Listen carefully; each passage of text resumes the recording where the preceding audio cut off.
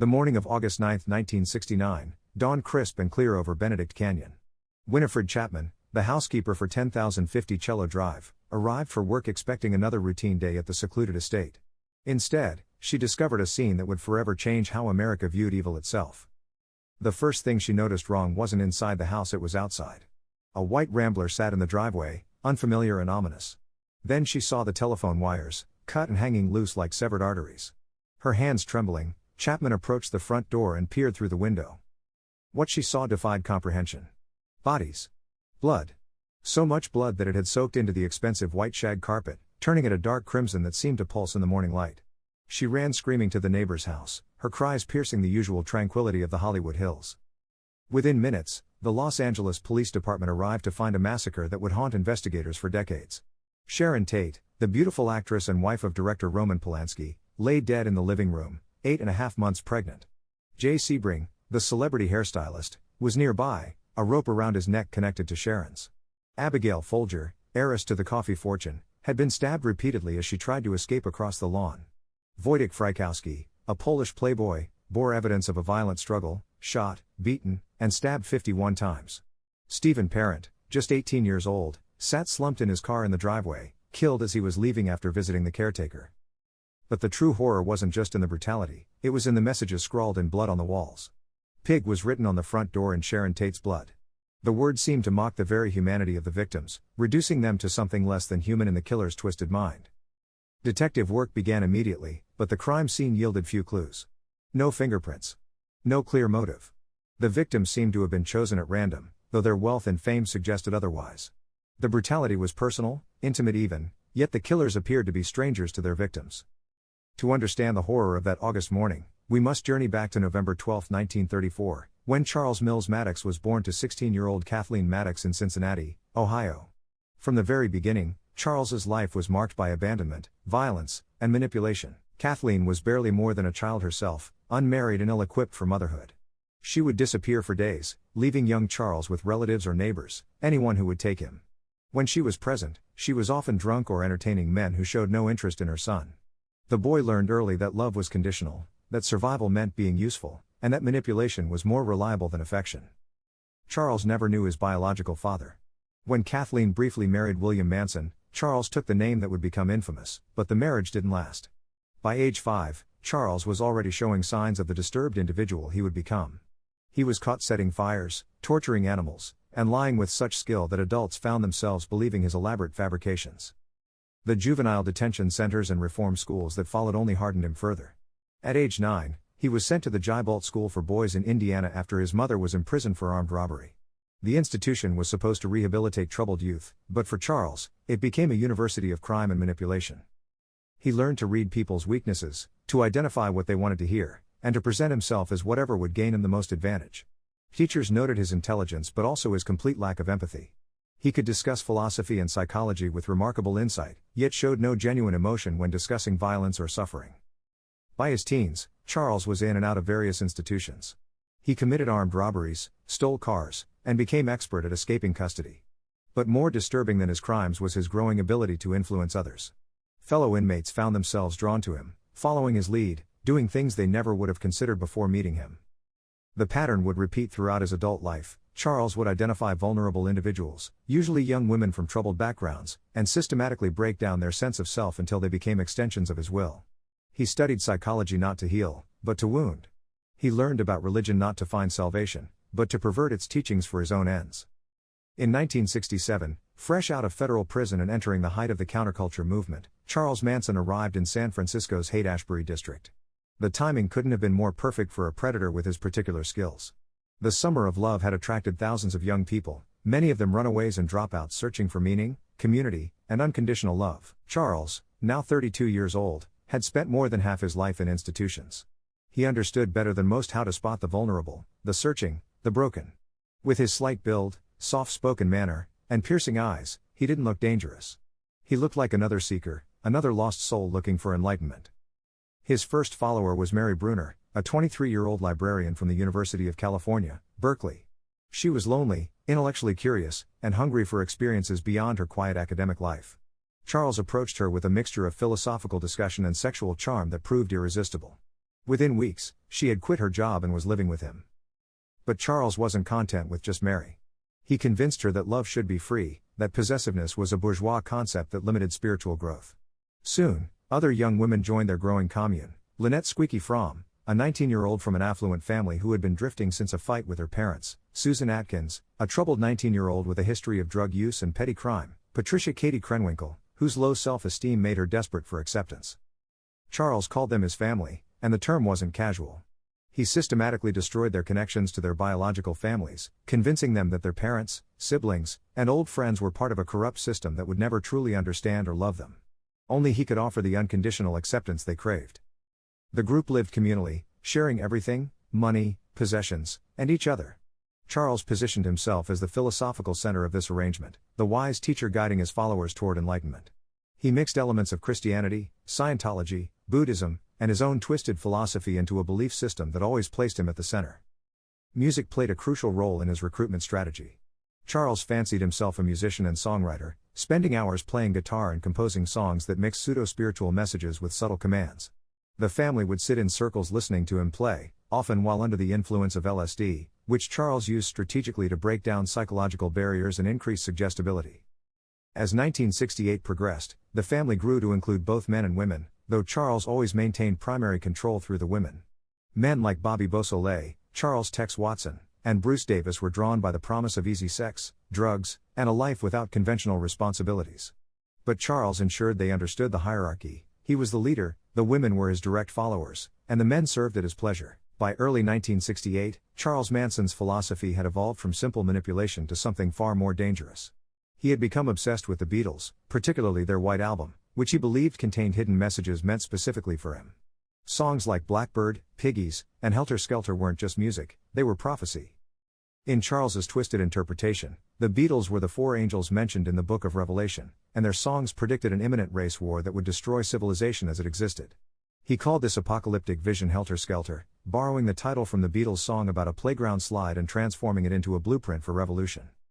According to Charles's prophecy, black Americans would rise up and slaughter all white people except for his family, who would survive by hiding in a bottomless pit in the desert, another reference he claimed to find in Beatles lyrics and biblical passages.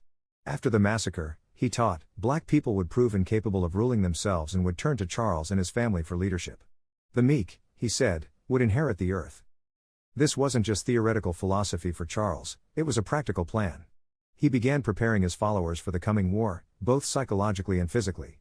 They practiced creepy crawling, breaking into houses while the occupants slept and rearranging furniture without stealing anything, both to hone their skills and to demonstrate their power over straight society.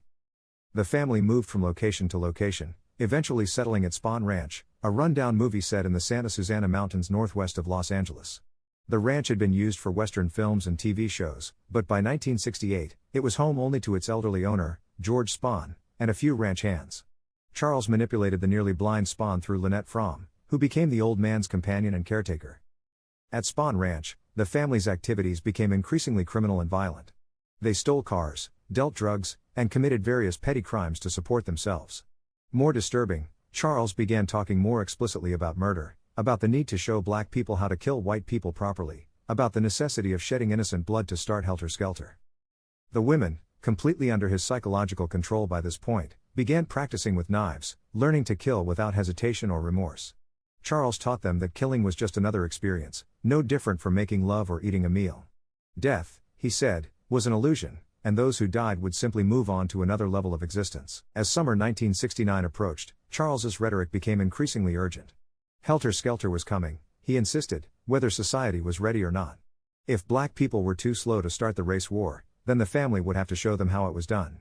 They would commit murders so brutal, so shocking, that they would be blamed on black militants, finally triggering the apocalyptic conflict Charles had been predicting. On July 25, 1969, Charles Manson committed his first murder, though it wouldn't be connected to the later, more famous killings until much later. Gary Hinman, a music teacher and small-time drug dealer, had the misfortune of knowing Bobby Beausoleil, one of Manson's male followers. Bobby, accompanied by Susan Atkins and Mary Bruner, went to Hinman's house supposedly to collect money they claimed he owed them. When Hinman insisted he had no money, the situation escalated. Charles himself arrived and, in a fit of rage, slashed Hinman's ear with a sword. Over the course of 2 days, they held Hinman hostage, torturing him and demanding money he didn't have. Finally, Charles ordered Bobby to kill Hinman. Bobby stabbed the music teacher to death, and before leaving, they wrote "Political Piggy" on the wall in Hinman's blood, along with a Black Panther paw print, hoping to implicate the Black Panthers in the murder. But this first killing didn't trigger the race war Charles had predicted. The murder was investigated as an isolated incident, not the beginning of Helter Skelter. Charles grew increasingly frustrated and agitated. If subtle manipulation wouldn't start the apocalypse, then he would have to be more direct. On the evening of August 8, 1969, Charles called together his most devoted followers, Susan Atkins, Patricia Krenwinkel, and Linda Kasabian, along with Charles Tex Watson, who had proven his loyalty and brutality in previous crimes. He told them it was time to show black people how to do it, to commit murders so savage that they would be blamed on black militants and finally trigger Helter Skelter. "Leave a sign," Charles instructed them. "Something witchy." He didn't specify what sign, trusting in their understanding of his philosophy and their willingness to improvise in service of his vision. The group drove through the winding roads of Benedict Canyon in a stolen yellow Ford, eventually stopping at 10050 Cello Drive. Charles had been to the house before. It had previously been rented by Terry Melcher, Doris Day's son and a record producer who had considered but ultimately rejected Charles's musical ambitions. Whether Charles knew the house's current occupants were irrelevant to him. They were symbols of the wealthy, privileged society he was determined to destroy. Tex Watson climbed a telephone pole and cut the phone lines, ensuring the occupants couldn't call for help. The group then entered the property, encountering Stephen Parent as he was leaving after visiting the caretaker. Without hesitation, Tex shot the teenager 4 times, killing him instantly. Inside the house, the carnage began in earnest. Sharon Tate, Jay Sebring, Abigail Folger, and Wojtek Frykowski were brutally murdered, stabbed dozens of times even after they were clearly dead. The killers showed no mercy for Sharon's pregnancy, no recognition of their victims' humanity. They were following Charles's teachings. These weren't people, they were pigs, symbols of a corrupt system that deserved destruction. Susan Atkins, later known as Sadie, would later boast about the killing, describing how Sharon Tate begged for her life and the life of her unborn child. "Please don't kill me," Sharon had pleaded. "I don't want to die. I want to live. I want to have my baby." Susan's response was to stab her repeatedly while telling her, "Look, bitch, I don't care about you. You're going to die." Before leaving, Susan used Sharon Tate's blood to write "pig" on the front door, the sign Charles had requested. The word wasn't chosen randomly. Charles often referred to police and establishment figures as pigs, and in his twisted philosophy, all of straight society deserved the same contempt. The murders at Cello Drive should have been enough to satisfy even Charles Manson's bloodlust, but they weren't. When he heard the details from his followers, he was reportedly dissatisfied with the sloppiness of the crime scene, the fact that they had left evidence, the general chaos of the killings. If Helter Skelter was going to begin, it needed to be done properly. The next night, August 9, 1969, Charles decided to take a more direct role. He drove with 6 of his followers, Tex Watson, Susan Atkins, Patricia Krenwinkel, Linda Kasabian, Leslie Van Houten, and Steve Grogan, to find more victims. They drove through Los Feliz, an affluent neighborhood, looking for the perfect house, the perfect victims. They settled on 3301 Waverly Drive, the home of Leno and Rosemary LaBianca, a middle-aged couple who owned a chain of grocery stores. Charles himself entered the house first, tying up the LaBiancas and assuring them they wouldn't be hurt, that his followers only wanted to rob them. It was a lie designed to keep them calm and compliant until the real horror began. After securing the victims, Charles left the house, sending in Tex Watson, Patricia Krenwinkel, and Leslie Van Houten to commit the actual murders. His instructions were specific: make it more gruesome than the previous night, leave more signs, really show black people how it should be done. The trio tortured and killed the LaBiancas with even more brutality than had been shown at Cello Drive. Leno LaBianca was stabbed 12 times, and the word war was carved into his abdomen. Rosemary LaBianca was stabbed 41 times. After the murders, the killers took time to shower, eat food from the refrigerator, and write additional messages in blood. "Death to pigs" was scrawled on the living room wall. "Rise" appeared on another wall. Most chillingly, "Helter Skelter" was written on the refrigerator door, misspelled, but clearly referencing Charles's apocalyptic philosophy. The killers also left a carving fork protruding from Leno LaBianca's abdomen, adding an extra element of degradation to the crime. Linda Kasabian, who had been assigned to be a lookout, later described the casual attitude of the killers as they returned to the car. They showed no remorse, no recognition of the horror they had just committed. Patricia Krenwinkel even complained that her hand was sore from all the stabbing. The Los Angeles Police Department was facing an unprecedented crisis. 2 brutal multiple murders had occurred within 24 hours, both characterized by extreme violence and bizarre messages written in blood. The media dubbed them the Manson murders before Charles Manson was even identified as a suspect, simply because of the shocking nature of the crimes. Initial investigations focused on the victims themselves. The Cello Drive murders seemed to target celebrities and wealthy individuals, leading police to theorize about possible motives related to drugs, money, or Hollywood politics. The LaBianca murders, however, didn't fit this pattern. Leno and Rosemary LaBianca were middle-class business owners with no apparent connection to the entertainment industry or drug trade. The blood-written messages suggested some kind of political motivation, possibly related to black militant groups or anti-war protesters. The word pigs was commonly used by radical groups to refer to police, and the general anti-establishment tone of the messages seemed to point toward organized political violence. But experienced detectives noticed troubling inconsistencies in this theory. The murders were too personal, too brutal for political assassinations. The killers had spent considerable time at both crime scenes, suggesting they weren't worried about being caught. Most puzzling, there were no clear demands, no manifestos, no attempts to claim credit for the killings. Meanwhile, Charles Manson and his family continued living at Spahn Ranch, apparently unconcerned about the massive police investigation happening just miles away. To them, the murders weren't crimes, they were the opening shots of Helter Skelter, the beginning of the end times Charles had been predicting. Charles watched news coverage of the murders with satisfaction, waiting for the race war to begin. He expected black militants to be blamed for the killings, leading to massive retaliation by white supremacists, which would in turn trigger the all-out racial conflict he had prophesied. When this didn't happen immediately, he began planning additional murders to push society over the edge. The family's criminal activities continued and escalated. They stole more cars, committed more burglaries, and talked increasingly openly about killing more people. Susan Atkins, in particular, seemed to revel in her notoriety, bragging to anyone who would listen about her role in the murders, describing in graphic detail how it felt to kill, how the victims had begged for their lives. Charles Manson's downfall began not with the murder investigation, but with a routine raid on Spahn Ranch in August 1969. Los Angeles County Sheriff's deputies were investigating reports of auto theft and drug activity, not murder. They arrested Charles and several of his followers on various charges, but initially had no idea they had captured the killers responsible for the most shocking crimes in Los Angeles history. The connection might never have been made if not for Susan Atkins's compulsive need to brag about the murders.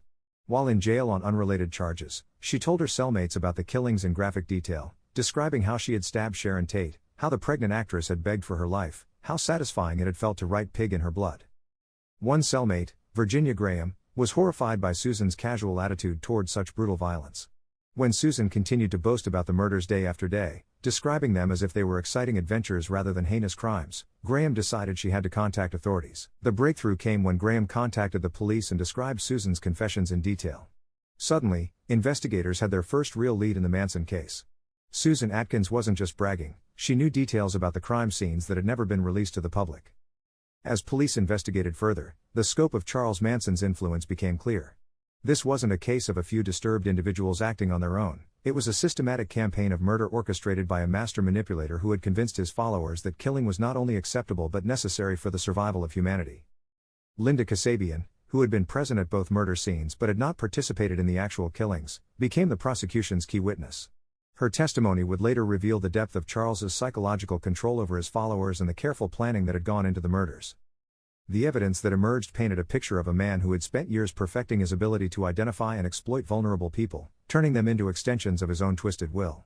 The young women who had committed such brutal murders weren't born killers, they were victims themselves, systematically broken down and rebuilt in Charles's image. The trial of Charles Manson and his co-defendants began on June 15, 1970, and immediately became a media sensation. The case had everything that fascinated the American public: beautiful victims, bizarre motives, sex, drugs, rock and roll, and a defendant who seemed to embody every parent's worst fears about the counterculture movement. Charles Manson arrived in court with an X carved into his forehead, later changed to a swastika, symbolically rejecting society even as it sat in judgment of him. His co-defendants, Susan Atkins, Patricia Krenwinkel, and Leslie Van Houten, followed his lead, arriving with similar marks on their foreheads and maintaining their devotion to him even as they faced the death penalty. The prosecution, led by Vincent Bugliosi, faced an unprecedented challenge. The murders were undeniably brutal and shocking, but Charles Manson hadn't physically committed most of them. How do you prosecute someone for murders he didn't personally commit but orchestrated through psychological manipulation? Bugliosi's strategy was to demonstrate the extent of Charles's control over his followers, showing that he was the true architect of the murders even if others wielded the knives. Linda Kasabian's testimony was crucial to this approach. She described life at Spahn Ranch, Charles's teachings about Helter Skelter, and the systematic way he had prepared his followers for violence. He was the leader and we were his followers, Linda testified. We never questioned what he said. When Charlie said something, that was it. He never had to raise his voice. We just did what he said. The defense tried to argue that Charles was simply a hippie guru whose followers had misinterpreted his teachings, that he never explicitly ordered anyone to commit murder. But the evidence of his control was overwhelming. Witness after witness described how Charles had isolated his followers from their families, controlled their access to information, used drugs and sex to break down their psychological defenses, and gradually introduced increasingly violent philosophy. The prosecution also presented evidence of Charles's long criminal history, his study of psychology and manipulation techniques while in prison, and his systematic approach to recruiting and controlling vulnerable individuals. This wasn't a case of religious or philosophical extremism gone wrong, it was predatory behavior refined over decades. Throughout the trial, Charles and his co-defendants continued to disrupt proceedings, singing songs, making bizarre statements, and generally behaving in ways designed to show their contempt for the legal system. Charles at one point leapt over the defense table toward Judge Charles Older, shouting threats and having to be physically restrained. On January 25, 1971, after deliberating for 7 days, the jury found Charles Manson, Susan Atkins, Patricia Krenwinkel, and Leslie Van Houten guilty of first-degree murder and conspiracy to commit murder. Charles Tex Watson, who had been tried separately due to legal technicalities, was also convicted. The penalty phase of the trial was equally dramatic. The prosecution argued that the defendants showed no remorse, that they remained dangerous to society, and that the extreme brutality of their crimes warranted the death penalty. The defense tried to argue that the defendants were themselves victims of Charles Manson's manipulation, but the jury was unconvinced. All defendants were sentenced to death, a verdict that seemed to bring closure to one of the most shocking crime sprees in American history. But in 1972, the California Supreme Court temporarily abolished the death penalty, commuting all death sentences to life in prison. Charles Manson and his followers would live, but they would never be free. The impact of the Manson murders extended far beyond the courtroom. The crimes marked the end of the innocent optimism of the 1960s, shattering the belief that peace, love, and understanding could solve society's problems. Parents across America looked at their own rebellious teenagers with new fear, wondering if they too might be susceptible to charismatic predators like Charles Manson. The case also raised disturbing questions about the nature of evil itself. How could seemingly normal young people be convinced to commit such brutal acts? What did it say about human nature that individuals could be so completely controlled by another person's will? The answers were as unsettling as the crimes themselves. More than 50 years after the murders, Charles Manson remains one of the most infamous criminals in American history, a symbol of evil that transcends his actual crimes. His name has become synonymous with manipulation, cult leadership, and senseless violence, referenced in countless books, movies, and academic studies. The surviving family members who weren't involved in the murders gradually drifted away from Charles's influence after his conviction. Many later expressed horror at what they had been part of, describing the systematic way Charles had stripped away their individual identities and replaced them with his own twisted philosophy. They became case studies in psychological manipulation and cult indoctrination. Charles himself never showed remorse for the murders, never acknowledged the suffering he had caused, never demonstrated any understanding of the moral gravity of his actions. In prison interviews over the decades, he continued to present himself as a misunderstood philosopher, a victim of society's inability to accept his truths. The narcissism and manipulation that had made him so dangerous remained intact until his death in 2017. The victims' families struggled for decades with the trauma of losing their loved ones in such a brutal and senseless way. Sharon Tate's mother, Doris Tate, became an advocate for victims' rights and opposed parole for the killers at every opportunity. The random nature of the murders, the fact that the victims were chosen simply because of where they lived, added an extra dimension of horror that resonated with the American public. Numerous books, documentaries, and movies have attempted to explain the Manson phenomenon, but none have fully captured the complex intersection of factors that made the murders possible. Charles's sophisticated understanding of psychological manipulation, the vulnerability of young people in the turbulent 1960s, the isolation of the family at Spahn Ranch, and the perfect storm of circumstances that allowed a petty criminal to convince others to commit murder on his behalf. The case remains a cautionary tale about the dangers of charismatic authority, the vulnerability of individuals seeking meaning and belonging, and the thin line between influence and control. It serves as a reminder that evil often comes not in the form of obvious monsters, but in the guise of those who promise love, understanding, and answers to life's most difficult questions. The most chilling aspect of the Manson murders wasn't their brutality, other crimes have been equally violent. It was the casual way the killers discussed their actions, the complete absence of remorse or recognition of their victims' humanity. Charles Manson succeeded in doing something that few criminals achieve. He convinced otherwise ordinary people to commit extraordinary evil, and to feel good about it. Today, the phrase drinking the Kool-Aid has entered common usage to describe blind obedience to dangerous authority, but it could just as easily be called joining the family. The psychological techniques Charles Manson used, isolation, love bombing, gradual escalation of commitment, replacement of individual identity with group identity, are now well understood by psychologists and cult experts. But understanding them doesn't make them less effective against vulnerable individuals. The true horror of the Manson murders lies not just in the blood that was spilled, but in the demonstration of how easily human moral judgment can be corrupted, how quickly love can be twisted into hatred, and how completely one person's evil vision can consume and destroy others. Charles Manson died in prison, but the questions his crimes raised about human nature and the power of manipulation continue to haunt us today. The victims of the Manson family, Sharon Tate, Jay Sebring, Abigail Folger, Wojtek Frykowski, Stephen Parent, Leno and Rosemary LaBianca, and Gary Hinman, were not just statistics in a crime spree. They were individuals with hopes, dreams, relationships, and futures that were cut short by senseless violence. Their deaths serve as a permanent reminder of the real cost of Charles Manson's twisted philosophy and the real price of unchecked evil in the world. The story of Charles Manson and his family remains one of the most disturbing chapters in American criminal history, a tale of manipulation so complete and evil so casual that it continues to shock and horrify more than half a century later. It is a story that reminds us that monsters are real, that they walk among us, and that they are often far more dangerous than our worst nightmares could ever suggest. Hey everyone, thanks so much for listening. If you enjoyed the video, please hit that like and subscribe button, and then share it with your friends. Your support helps us grow and create even more awesome content. We appreciate you being part of the journey.